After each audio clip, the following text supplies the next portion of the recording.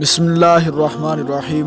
السلام سحری کے وقت حضرت عمر رضی اللہ تعالی عنہ مدینہ کی گلی کوچوں میں گھوم رہے تھے اور لوگوں کے حالات معلوم کر رہے تھے کہ اچانک آپ رضی اللہ تعالی عنہ کے کان میں ایک پریشان حال عورت کی آواز پڑی، جو اپنے جذبات کا ان دو شعروں میں اظہار کر رہی تھی۔ رات طویل ہو گئی اور اس کے طراف میں تاریکی پھیل گئی۔ اگر خدا کا خوف نہ ہوتا جس کے مثل کوئی نہیں، تو اس چارپائی کی تمام جوانب زور سے ہلا دی جاتی۔ ان دو شعروں نے حضرت عمر رضی اللہ تعالی عنہ پر بڑا اثر کیا۔ اس عورت سے اجازت لی، پھر تشریف لا کر پوچھا، تو کیوں پریشان ہے؟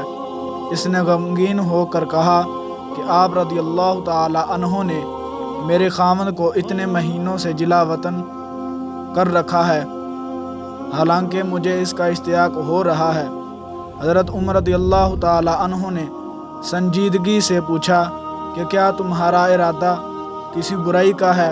اس عورت نے کہا، معاذ اللہ، ہرگز نہیں۔ حضرت عمر رضی اللہ تعالی عنہ نے فرمایا کہ حوصلہ رکھو، تمہارے شوہر تک پیغام پہنچ جائے گا۔ بعد ازاں حضرت عمر رضی اللہ تعالی عنہ اپنی صاحبزادی حضرت حفصہ رضی اللہ تعالی عنہا کے پاس تشریف لائے اور فرمایا کہ میں تم سے ایک اہم بات پوچھنا چاہتا ہوں، تم اس کی وضاحت کر دو۔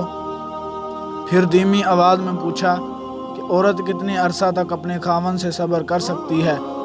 ام المومنین حضرت حفصہ رضی اللہ تعالی عنہا نے اپنا سر شرم کے مارے نیچے کر لیا، تو حضرت عمر رضی اللہ تعالی عنہ نے ان پر تخفیف کرتے ہوئے فرمایا کہ بیٹی، بے شک اللہ تبارک و تعالی حق بات کہنے سے شرم نہیں فرماتے۔ حضرت حفصہ رضی اللہ تعالی عنہا نے حیام و شرم کی وجہ سے زبان سے تو نہیں جواب دیا، البتہ ہاتھ کے اشارہ سے کہا کہ 3 ماہ تک، یا زیادہ سے زیادہ 4 ماہ تک۔ چنانچہ حضرت عمر